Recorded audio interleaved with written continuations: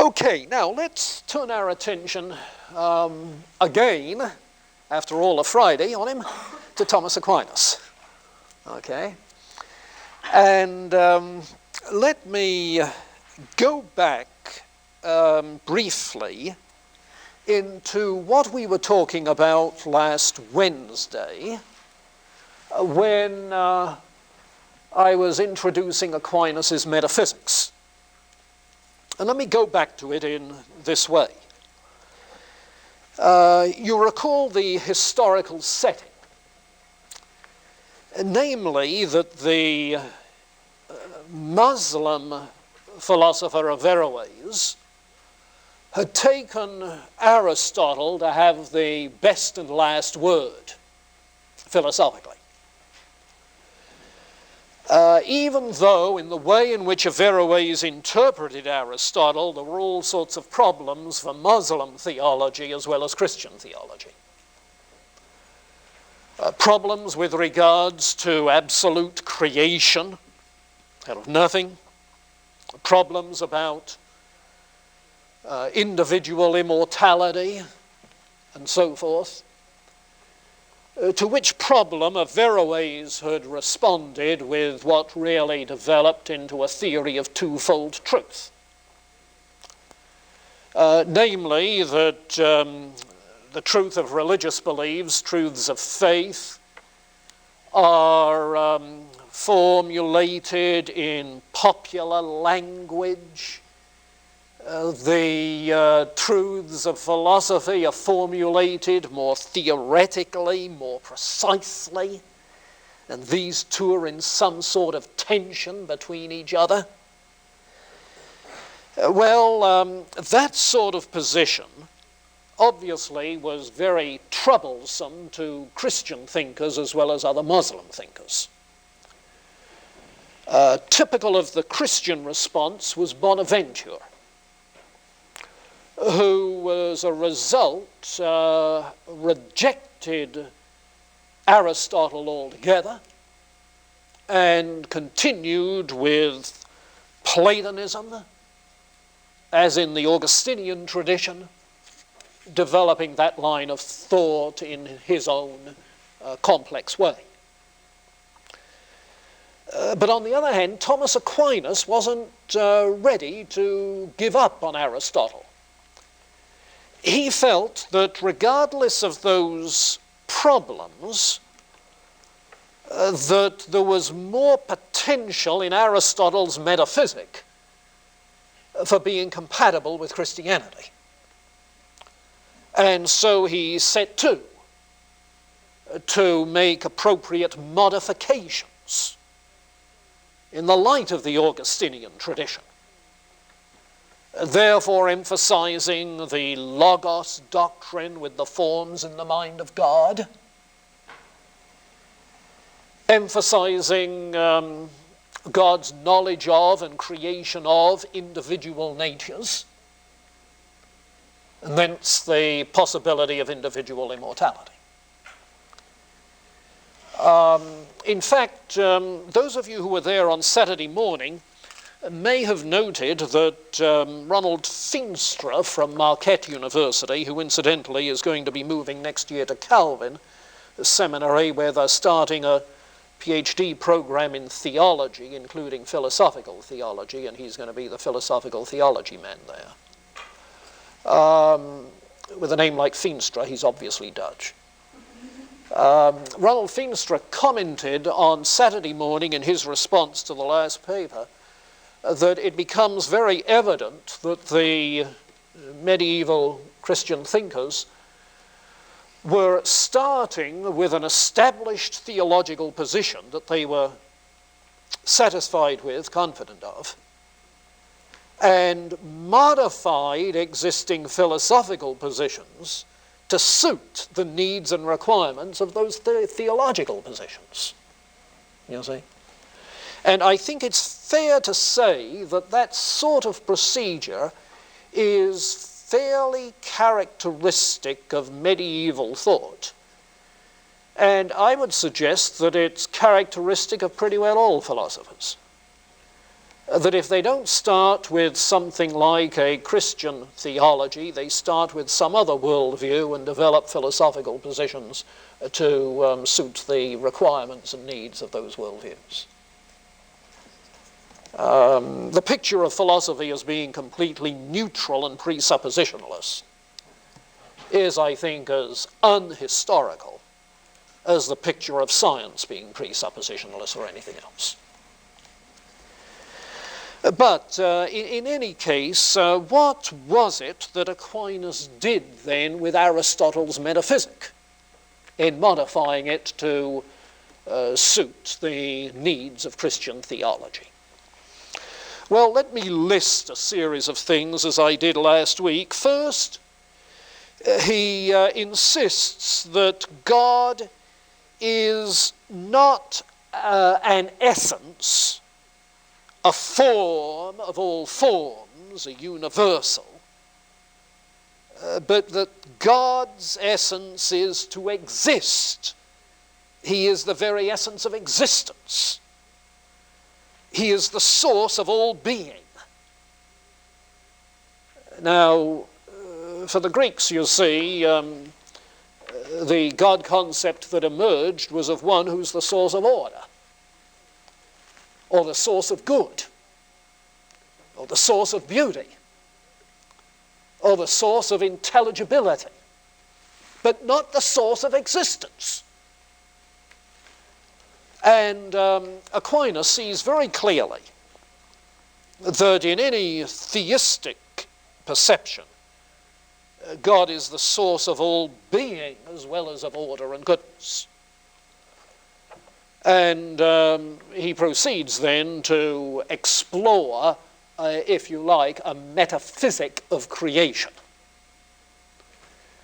And obviously the doctrine of creation is going to be the prime theological input into metaphysics, which is still the case in the latest review of metaphysics I was looking at just this weekend, Saturday night.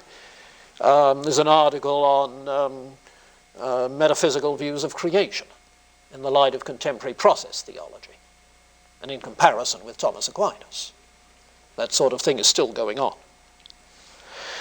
Well, Aquinas' point of view then drew in the Logos doctrine that is transmitted from Augustine and the Church Fathers, such that the forms being in the mind of God, God has in mind exemplars, archetypes, for all possible kinds of things,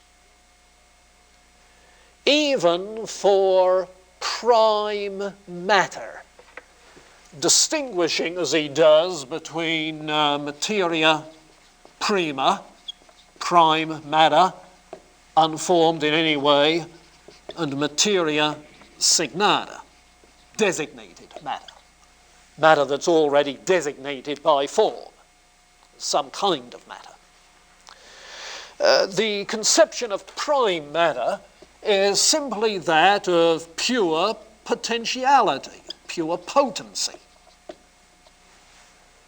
In other words, prime matter doesn't exist by itself, but it has the material potential for any kind of thing that is going to exist, that could exist.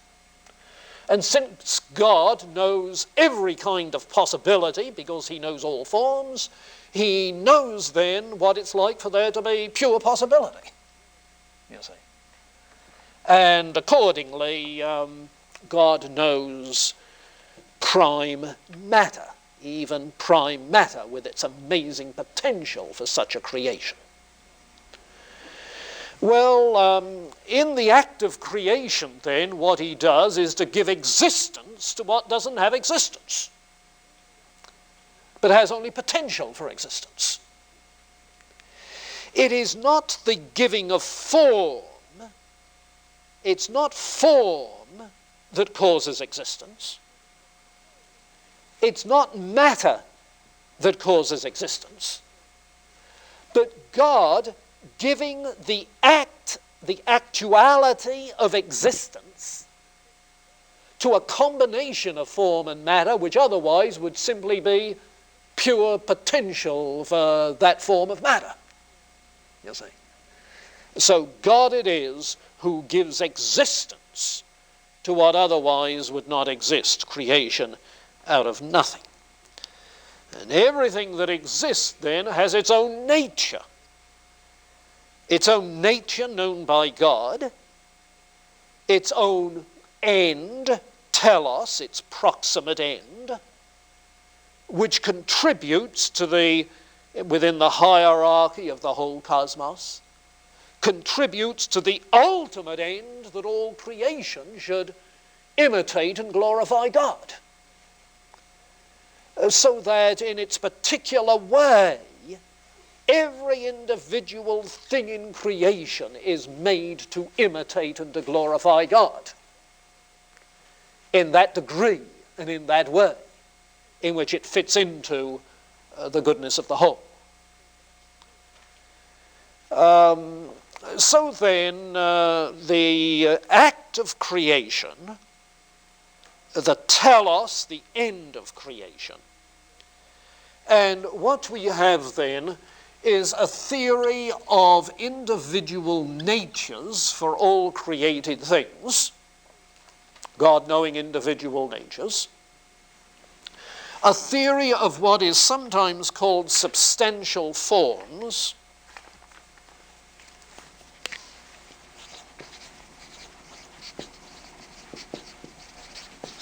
and you'll find that term used in the literature, often used without explanation. A substantial form is a form which with matter constitutes a particular substance. So forms are, as in Aristotle, always immanent in particular substances, the substantial form. Other than these substantial forms immanent in particular substances, forms are simply archetypal ideas in the mind of God. Okay? But it's by virtue of the act of existence which the Creator gives that corresponding to those archetypes in the mind of God are these substantial forms which give to the created things the natures that they have. Well, that's the direction it takes. It's Aristotelian, immanent forms. Yet it's Augustinian, archetypal ideas in the mind of God. Okay. It is Aristotelian, forms of the species. Yet it's individualized by virtue of individual acts of creation, actualizing potentials, and so forth. The tendency of the Greeks was to have a negative view of matter. Matter as lack of. The attitude of Thomas is much more positive.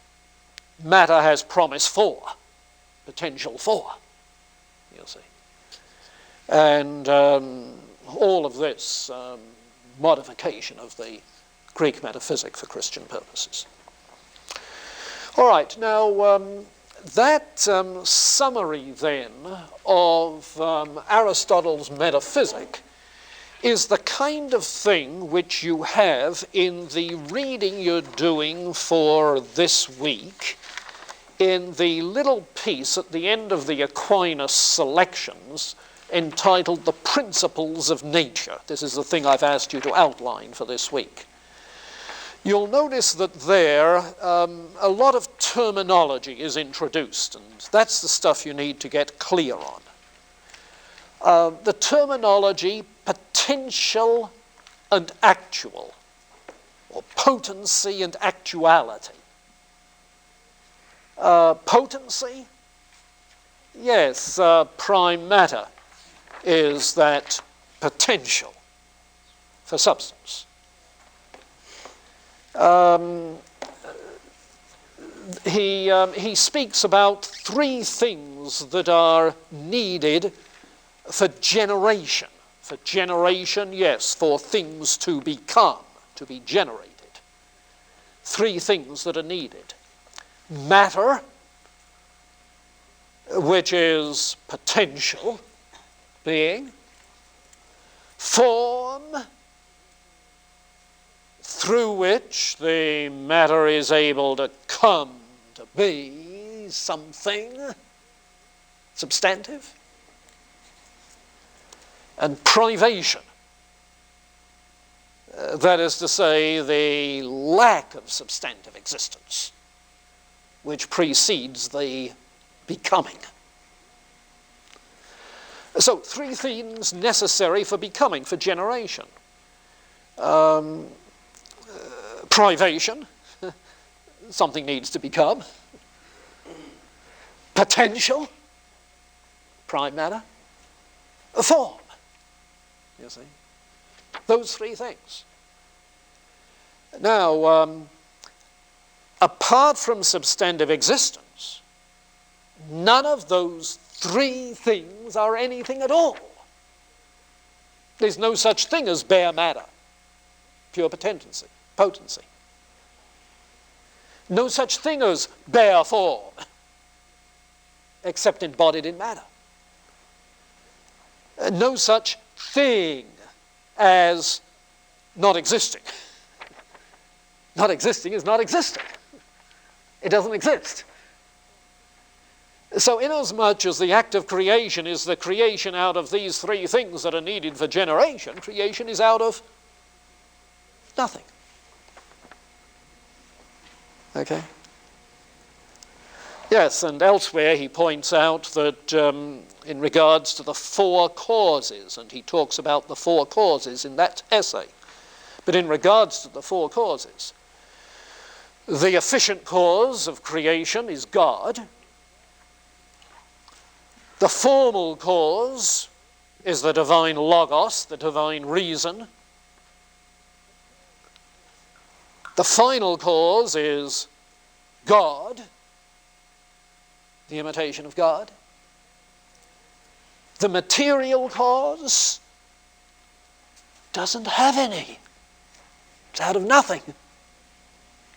You see. So he plays Aristotle's four causes.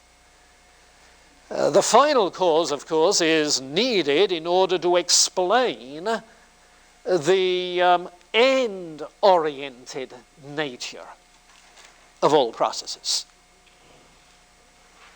The telos. And that final cause is itself explained, how can there be a final cause immanent within things, by virtue of the forms. You see, which provide the end which the potency is going to yield to. Yeah? Okay, you said that there's the three things that we need for generation, which is matter, form, and privation. Right. But they don't really exist. Right. But if matter doesn't really exist and it's just a theoretical thing, then how are you using it to really create something animated? The concept of prime matter is something that can be thought, but because it's nothing in particular, and only particulars exist, it doesn't exist. But it can be thought. God thinks it. God thinks of a space-time world of substantive existence of all sorts. You can think of the prime matter, the prime stuff. But while you can think it, you see, in itself it doesn't exist. It lacks any actuality. So what he's saying is that form alone doesn't exist and cannot cause existence. Form alone? Yes, if only forms exist, he'd be a metaphysical idealist. These immaterial entities, that's all that exists. You see. He's some sort of a metaphysical idealist. No, he's a realist. You see, a realist about material existence. And he wants these hylomorphic composites. Did you hear that word hylomorphic rolling around in the conference last week? It sure was. He wants these hylomorphic composites, you see. So how can you bring nothing plus nothing and make something? You think? Well, form is the possibility of something. Matter is the possibility of something. You see? The formal possibility, the material possibility. And the act of existence is when God brings them together into being. You see? Now, now, if you say that's wild, now you can draw the analogy from reproductive processes. There's no new genetic identity in the sperm or the ovum. It's not until they meet that you get a new genetic identity. You see? There's no being in the matter, there's no being in the form. It's not until form and matter meet that you get a substantive identity.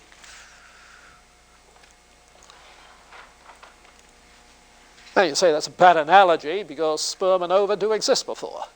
Yeah, that's why creation is a unique thing. It's creation that's absolute. Other kinds of generation are not. Yes? I have a question. Does this mean that Aquinas tries to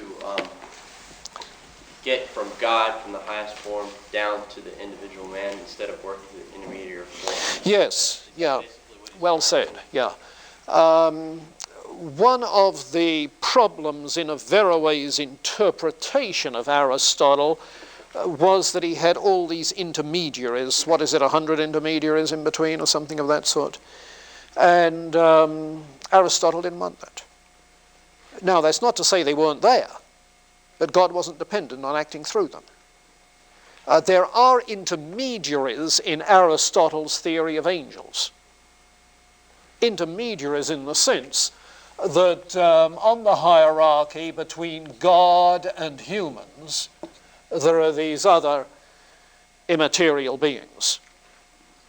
Or as he calls them in his writings, non-composite substances. Do you think Aristotle might have worked that way also when he said that that everything is to look to the good? You know, the stars, all the planets. Yeah. But it's not as direct involvement. It's not as direct involvement, yeah. In fact, there's an interesting thing. Some of the medievals talked of the angels riding on the circuits of the heavens, as if they are the guiding spirits for the stars. You see? So they are kind of an intermediate. Yeah, in that sort of cosmology, though I don't think that that is Aquinas's. You see? No, Aquinas sees a direct act of God. Yeah. And he's fairly clear about that. God is the efficient cause, not some intermediary efficient cause. Okay. Okay. Yes, I think then you can trace out that article of Aquinas's and see that as an explication of the Aristotelian dimensions of his metaphysic. Okay. Does Aquinas say that God knows individuals because he knows all the possible combinations of forms? And then only knows... Yeah, it's. I think it's Bonaventure who puts it that way specifically. Aquinas' way of putting it is that God knows all of the potential of matter. You see? So he knows there is potential there for producing even you. Okay. You see? Okay, so does God know potentialities that aren't actualized in the same way that he knows me? Yeah, he knows that the essence of humanness can be actualized in different material different aspects of matter, to produce things as different as you and the rest. Okay. Yeah, there's a touch in Aquinas that says that God knows the individual through knowing the form, through knowing the archetype. Yeah. Okay, now I said before that the first issue which he takes up in his Summa Theologica, which was written in response to the Averroists, the first issue he takes up is that of reason and revelation, faith and reason. If this is your first time reading Aquinas, you'll find the method that he follows in the Summa Theologica a little bit confusing. You'll find that it is outlined in terms of questions, and within questions, Article 1, Article 2, Article 3, sub-questions. In each article, you'll find it begins with a statement of objections. It goes on to say, on the contrary, and I answer that, developing a positive position, followed by reply to objection 1, reply to objection 2, reply to objection 3. So that the form of the piece is not exactly that of an essay or a lecture. It's more the form of a manual for debate. Because debate was the form that teaching took in the medieval university, you see. And what you have here is a manual for debate. Accordingly, it's very condensed. You have to read virtually every word. He doesn't throw in dozens of illustrations along the way. It's concentrated. And yet it's tremendously rich. Richard Kroner says that it generates simultaneous respect and weariness. It's both exacting and boring, awesome and pedantic, fascinating and tedious. And if you reacted that way to the conference, then maybe it's because it was dealing with the medievals too. But that's Thomas's style.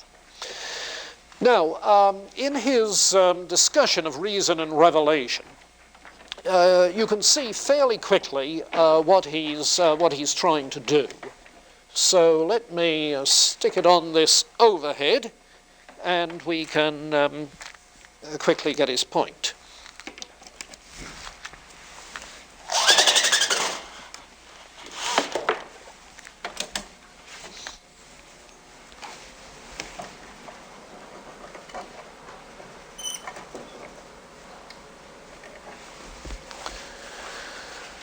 Okay, then, natural reason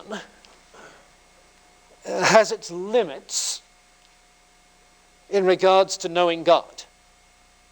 Natural reason, that is to say, reason without the added benefit of special revelation, where the term special revelation refers, of course, to Scripture, the coming of Christ, and so forth.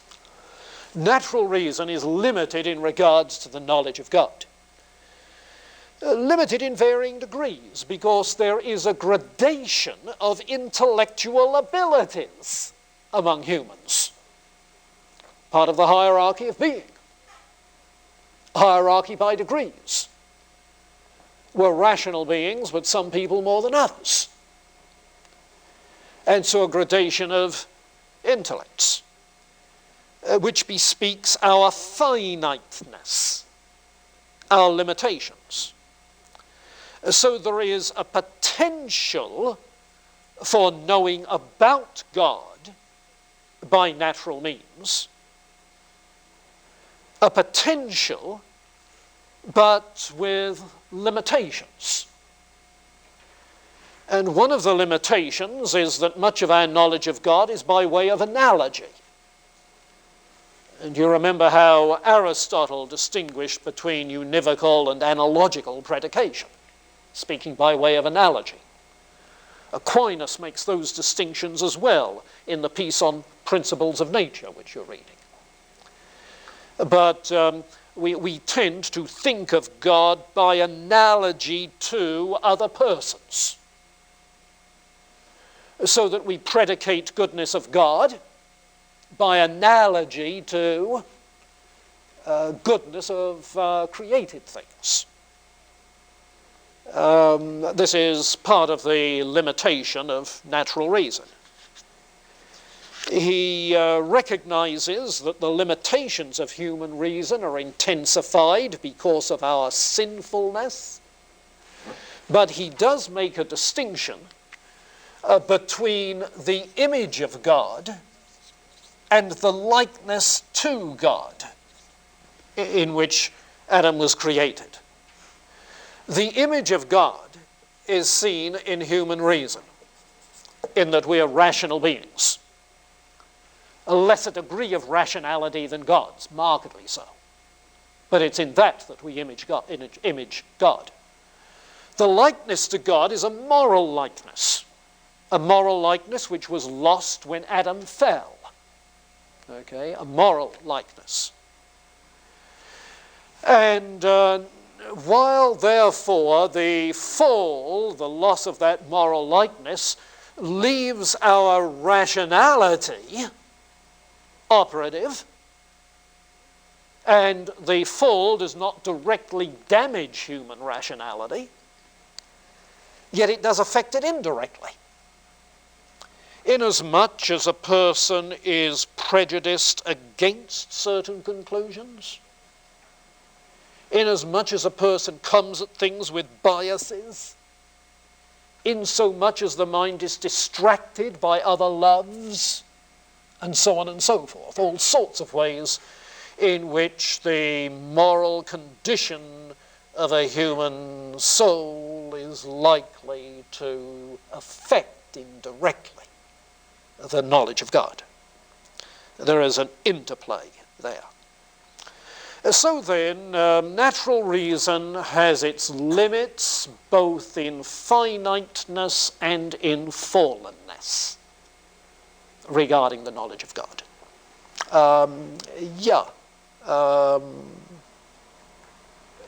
Ben, yeah, Barry. Francis Schaeffer comments about Aquinas on saying that, and he faults Aquinas for saying that the rationality are rational, and that is not fallen. Yeah, and technically he's right in that because of this distinction between the image and the likeness, it's the likeness that is lost in the fall, not the image. But that doesn't mean that the image, take it back, that the operation of the image and the acceptance of conclusions and your involvement in the rational activities, not to say that those things are unaffected. They are affected. So while Schaeffer was right in principle, I think he overgeneralized and drew the wrong conclusions. Yeah. The underlying question, what is the image of God in us, is the crucial question. You see, and that's where it rests. Schaeffer did not maintain that rationality is destroyed. In fact, he, I suspect, of all recent apologists, has probably stressed the rational more than many, you see. So that in terms of how he proceeded, I suspect that the degree of confidence he had in reason was not unlike that of Thomas Aquinas, curiously. Incidentally, the reason that Thomas gets bad press from some Protestants on this matter of faith and reason is not so much due to Thomas as later Thomists. In the later scholasticism of the post-Reformation period. Enlightenment scholasticism, perhaps. In fact, Bob Roberts' brother-in-law, Arvin Voss, who teaches at University of Western Kentucky, has written a book on Aquinas and Calvin, I think it's called, dealing precisely with their views of faith and reason and revelation, in which he argues that Aquinas' view of reason, faith and reason, is essentially the same as that of John Calvin. And it's a book published by Erdman's. You can check it out for yourself sometime if you like. Okay, natural reason then is limited. Revelation declares what reason can demonstrate. Yes, plainly. Aquinas thinks that reason can demonstrate the existence of God and the immortality of the soul. But these are things which revelation also declares. Why? Well, the reasons are obvious. By virtue of the degrees of rationality, some people are not equipped for such rational work. It may be possible to demonstrate it, but because of ability, because of time, they may not be able to do it. Secondly, those who could might find that it takes excessive time and effort because of the profundity of the topic, or as he says, because of the distractions of youth. And I suspect if you examine your own lives, you'll know what he means. Because of the distractions of youth. Third, because of the weakness of will, that's the effect of sin on the moral likeness, because of the weakness of will affecting the operation of the intellect. The way in which weakness of will affects the operation of the intellect. You can't stick at it, or you're not willing to follow it to the conclusion, as the case may be. Okay, number 3, reason also declares, let's say revelation, I beg your pardon, revelation also declares what reason cannot by itself attain, like the doctrine of the Trinity, or of the Incarnation. So you get the popular picture of Thomas saying to us that reason can come so far and then revelation meets it there. That's the popular picture. The more actual one, I think, is revelation meets us there and reason can follow so far. That is to say, if revelation, number 2, declares what reason can itself demonstrate, revelation goes a lot further than in the popular picture. Number 4, faith assents to these truths of faith, as they are called, truths of revelation. Faith assents to those truths of revelation, which may then be confirmed by reasoning. That is to say, by evidence and argument that make plain that such beliefs are at least reasonable, even though you may not be able to demonstrate conclusively. Reasonable. And that showing the reasonableness of certain truths of faith, that is to say, there's no logical objection to them, nothing self-contradictory and so forth, that is the work of what nowadays we call philosophical theology. And so if in the Saturday morning session you stuck it out to the final paper, you noticed Thomas and Duns Scotus and Occam were presented as examining arguments for the resurrection of the body.